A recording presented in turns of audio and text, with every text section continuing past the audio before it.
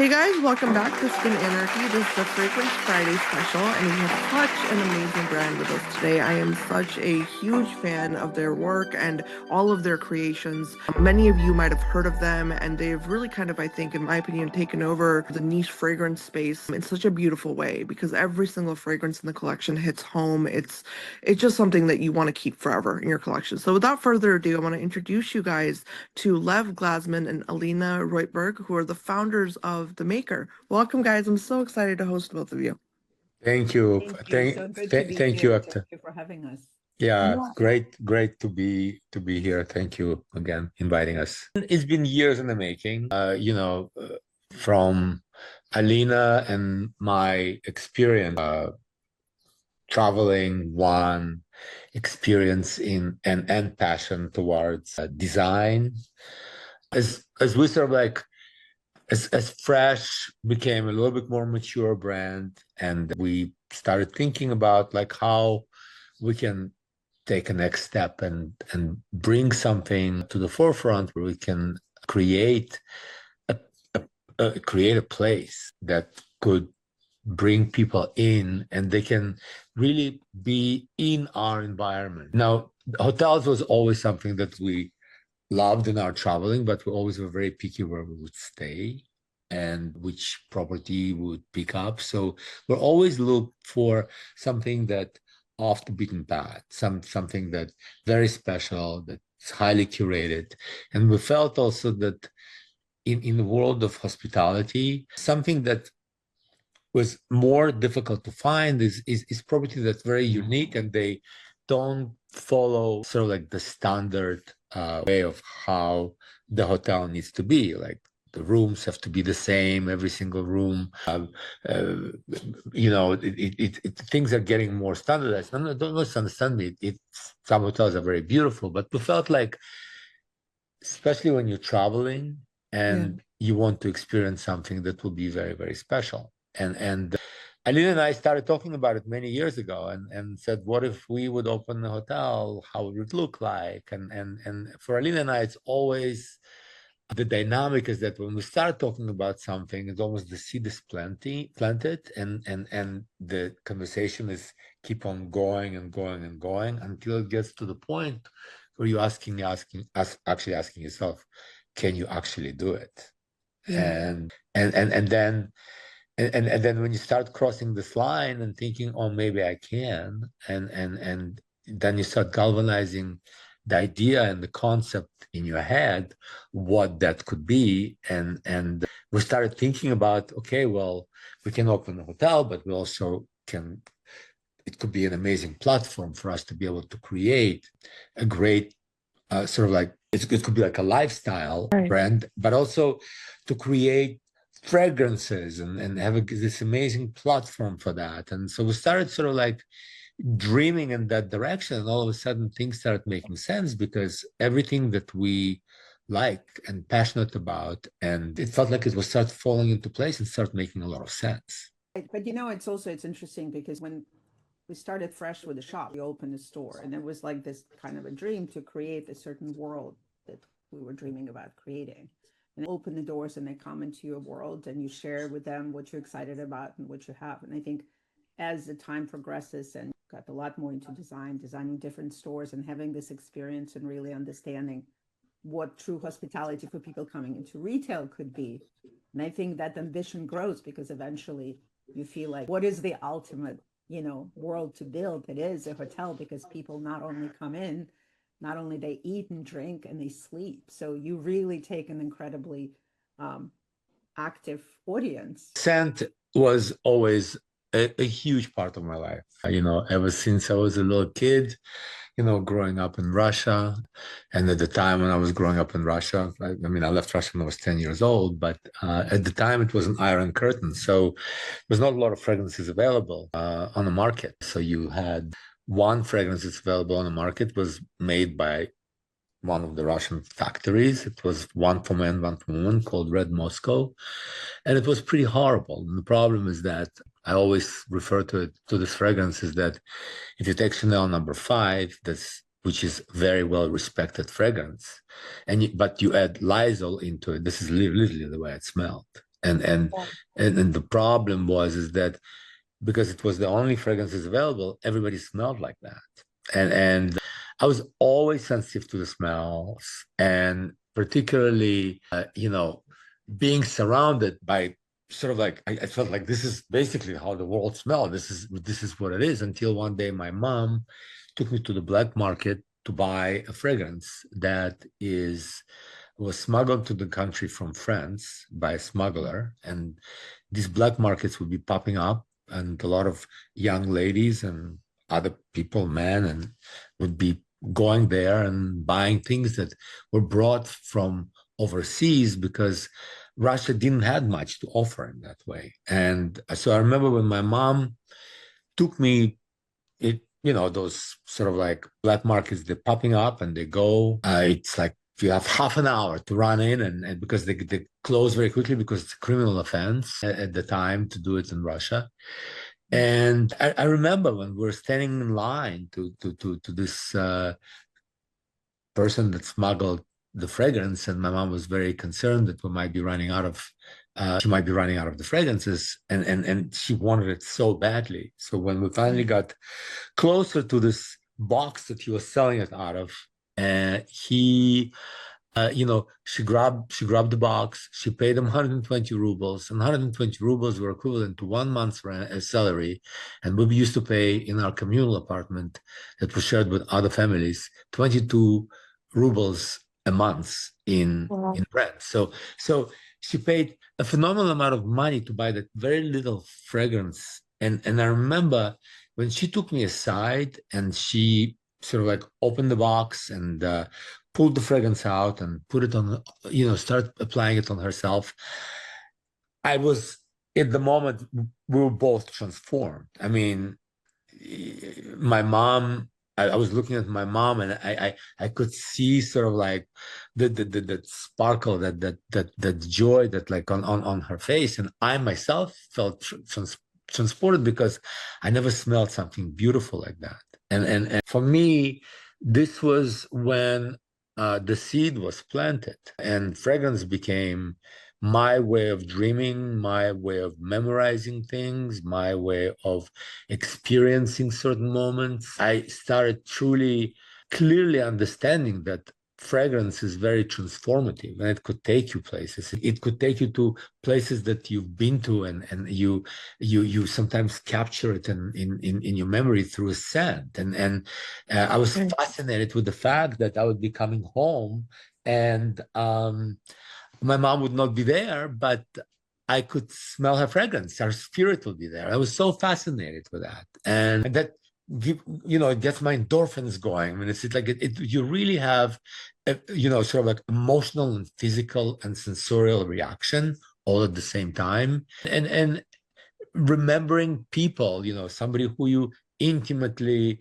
involved and you're falling in love with, you start remembering it by their scent, and it becoming very arousing. And so fragrance became a huge part of me growing up and exploring that world. And that's why, when Maker came into the picture, Zalina and I we discussed, said it could be, just as I said it early on, it could be an amazing platform to sort of like express it. And then I'm going back to fantasy, to your question, is that the fantasies in particularly when you go to places, when you travel, when you're outside of your home and you go away and you're in a very neutral zone, you put everything behind and you walk into a place that is extremely inspiring. It's sultry. It has so many textures, and it affects your visuals, and it's just a beautiful world. And I started imagining what could happen inside this world, and I started fantasizing myself, what kind of interactions people will have with others, between each other, and what can actually happen in some of these spaces. And particularly as the hotel being very sort of like sensual and sultry, it's sort of like it leads you to this place of like some fantasies and moments that you can experience in this place. And the fragrance helps me a lot to take some of those stories, that some of this experience that happen or could happen, some of my personal experiences, and start imagining some of those stories that could be associated with these moments while you're there. I'll give you an example. The first fragrance, it's interesting because the ideas were coming to me as the spaces were completed. The hotel was opened in different, in stages. So as I was working to complete one space, I was starting to imagine to myself the space populated with people, and I had to start activating it because to me, as building the hotel, we were building it and designing it together with the fragrance in mind, and what each one of the spaces that could trigger that inspiration in me. So as we're completing our lounge, which was the first one that opened, it's a beautiful bar. When we're going completing almost towards the end, I started thinking I could see this couple sitting in front of this beautiful fireplace, and they're having this sort of like they have like this intimate moment when they having a great drink together. There's this music of Billie Holiday plays in the background. There's a clinking of glasses. I actually started imagining even smoke of tobacco, and because it's from the fireplace, I started imagining, how do I make it not to smell like just like a burned wood, but also like something that has like an even more sensual appeal to it, and these two people, they sort of like the world is there, and they in the public space, but they yet so intimately connected in the moment to each other. They smell each other because their closeness, they could smell, they could smell each other, they interacting in a very intimate way when they're sharing some things that their expressions towards each other, and their moment of true happiness, where your endorphins and dopamine shoots right in, and you feel like you separate from the world, though you're still in a public space, but you really in that incredible beautiful bubble with that person that you're with. And that's the first fragrance I started imagining. And that's why you have the juniper berry in that, which is coming from the gin, and you have sort of like some of the smokiness. You have the beautiful vanilla bourbon that is there, that is sort of like very rich vanilla. It's very very addictive. So I started sort of like imagining all of these elements and that will go into the fragrance to sort of like capture that moment between those two people. For me, when I think about the fragrance, it has to be a story. It has to be, I have to imagine the story. It's either the story that I in some ways experienced in these type of setting, or whatever that memorable moment in my life, or I can fantasize about it. It always starts. To me, it always starts with a story. That's the only way I can imagine it. It's a place. It's whatever you were at the moment. It's always starts with that. I don't wake up and say, oh, I could smell rose and I can smell jasmine. I can smell this, and this is what I want to do. No, there is always have to be a story. There has got to be, in order to create an emotion and a fragrance, you literally have to have a story that also connected to some emotion. I mean, I wouldn't talk about the creating the juice, but I just want to say conceptually, I think the part is that, and this is what's kind of been incredible, is that, generally you come up with something in your head and you don't necessarily have a real destination. I think the fact that there is a living, breathing source of inspiration is like a great beginning, and then it allows you to fly. Right. Because, Right. when you think about people experiencing things when we travel in hotels, and, whether you take on your own identity or where you do a hidden part of yourself, but, when you kind of have a possibility of a challenge or a new experience, that is an incredible endorphin. You get excited, your heart rate fastens, you're ready to accept and experience new things. And whether that will something that will change you eventually, or whether it's something that, in some way turn maybe the flow of your life or your mood, etc. And I think having that as like a base, line of idea, like the place, whether it's real or imagined, yes, there's a real maker hotel, but it will be very easy to imagine how you feel or felt in a place that you had an incredible memory of. Yeah. I think this is like, when you think about that, your palette is already painted with that, when you have already a built-in interest to explore certain things that you can, not just when you like, you know, went out to walk your dog, right? You take away the prosaic. I think this is a very universal idea. I think all of people can really come to connect. It doesn't matter what type of hotel, for example, somebody traveled with, you know, but if they had experienced an amazing room service or a certain like touch of service that just made it remember, or maybe it was just a memory of being somewhere with somebody special, even when you were there by yourself and just you thinking about the experiences you had. All of these are really emotional aspects of what makes us human. And I think with the olfactory nerve being such an important sense of our like living, it's not as complex to tune into it or to tap into it when you can activate something that really turns somebody's brain on. Paint a beautiful picture that is offset by like very unexpected sensorial experience. I think you are creating a very particular home, a very specific niche of how you would really express and carry and wear that fragrance. Can I add just one more thing? Of course, of Your course. question is, I want to give an example. So we have, you know, a fragrance, for example, like Naked, right?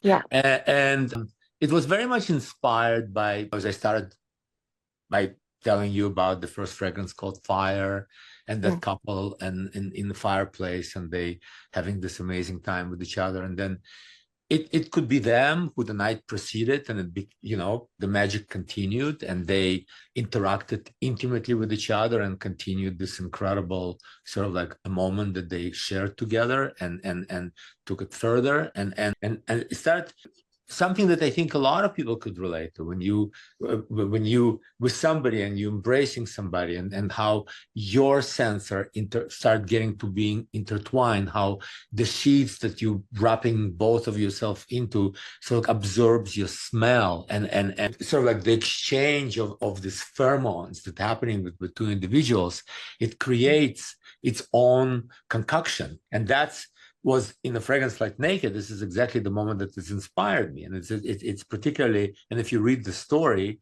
it's called, even the story that's associated with that is read as such, is that the cool light of dawn melts past the edge of the curtain, and we come alive together only here, right now, between these sheets like velvet, in this magical moment, in my memories forever. So this is what I refer to. So even if somebody who was not there, or never and ever will be in the hotel, but that story that sort of like triggered that for that moment happening there, I believe that it happened to a lot of people, and they can somehow relate to it and start imagining it, and said, okay, well, I'm wonder what does it smell like. People always celebrate things, always, and the maker is becoming sort of like the hotel, the destination where people propose to each other, celebrate anniversaries. We had weddings in there, very beautiful, very, very special, very intimate weddings, birthdays, every special occasion for people. We've seen it all in so many times. In every weekend, it would be either somebody proposing, or it's a big anniversary, or there's always that celebration that's happening there. And people always treat it as a very, very special place, as a destination to celebrate it. So that's one. But also, I have somebody that was about to get married, and that beautiful young lady, she wanted to have a special fragrance for her wedding. And for me, taking sort of like the cues of like what I've seen at the maker, and also what that I create something for the wedding with fragrance that feeling very uplifting, and bring sort of like true joy. I made a fragrance for her, and she absolutely loved it. And that started sort of like, for me, going into that story of like, yeah, I'm experiencing it here myself. So a lot of people actually can have a fragrance that can sort of like commemorate their there are moments of celebrations and bottle it, something that's so joyful, but it's very much was inspired by that celebratory moments that I see at the maker all the time. And for me, I started thinking, okay, well, how do I make that fragrance that's really going to come across as being joyful and happy and sunny and yeah, it's in the end, the fragrance that I created for this young woman, it's not the same fragrance. It had the inspiration, but it's not the same. It's have similarity, but it took me way further after I've done it. And the inspiration was again, the maker and what's happening inside. First of all, it's interesting, we're calling it layering. I like to care pairing. I have a very particular way how I always like to mix fragrances because very rarely I wear one. I wear more than one. But the way I do it, I never layer it one on top of another because that never works. That never, for my opinion, it would never perfectly works. Because you take two compositions and you're mixing them together, and it could be very disproportionate, and you never know where it's going to land in terms of the dry down. So typically, the way how I do it is that I spray one on one side of my shoulder, the other fragrance on the other side of the shoulder, one on the back of my neck, one on my chest area, and I'll let those two fragrances to start communicating with each other, and it creates an aura. So to me, I find it to be a best experience of mixing fragrances. So that's one. Second, it's when I designed the collection, I wanted to do it in such a way that each fragrance will have its own individual personality, but there's always a thing that's going to be weaved through the whole collection, and that is the sensuality of the expressions of the note. They have to be very sensual, and it means is that they have to be anchored always with beautiful woods, some great spices, pheromone. All of them have that, and that's why when you mix them, and this is exactly what it is. Yes, in some ways it was done on purpose because I wanted to make sure that the collection is very much interconnected, although each one of the fragrances is very different. But in our collection of fragrances, it's very easy to mix them with other, to layer them with other. Because of that. Because again, there's some common denominator, particularly on the dry down, that it works all the way across. And you can layer any fragrance within the collection, whichever way you want, and it's always going to end up working because of particularly the bottom part of the notes, which is the dry down, which has that.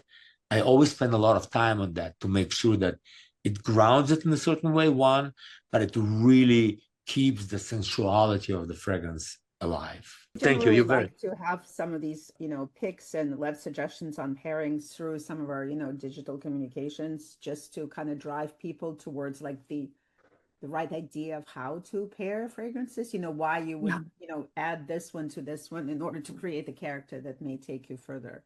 But I think all of it is it's really in that. And the part, it's obviously I've worked with Lev for over 30 years, and the one thing that I discovered just when I met him personally in the beginning, and then knowing and looking through this, is that because he has a very, very, very unique sense of smell that actually he can visualize smells.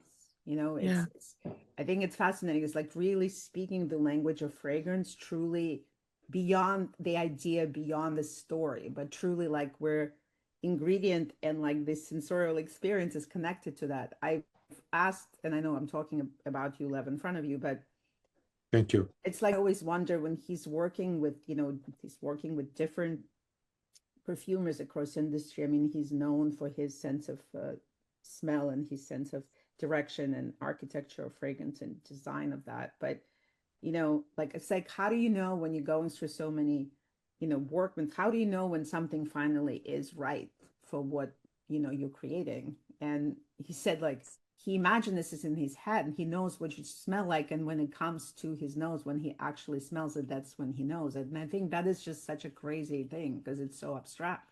When a certain fragrance comes and the idea is, it's not like, okay, this is very different. This isn't like you're creating a fragrance, a lemon fragrance, you know what I mean?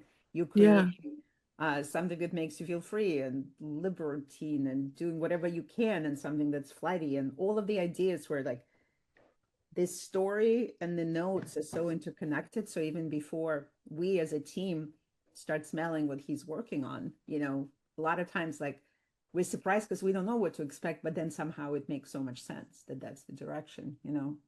I think that's what makes the maker fragrances so unique and have a very particular language. It's a really particular style.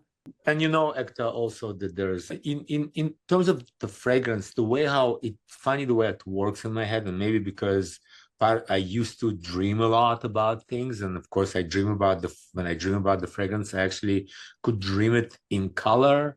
How I could measure I could see the fragrance as a color, and then I start seeing it as what notes need to come to the fragrance, and it's in my head. So when I brief it and I work with different perfumers, we have a very unique way of working together, because I actually bring to the table, a lot of the times I actually bring some suggested compositions in the fragrance, because I could smell it in my head. I know what the fragrance needs to smell like, and until I don't hear it right, I hear it like where it's in my head, the journey is going to continue. The research, the development is going to continue until like I remember the Lover. I worked on it for a year. I was obsessed with this fragrance. I wanted it to be very, very particular. I wanted it to be like all of our fragrances, they gender inclusive, they for everybody.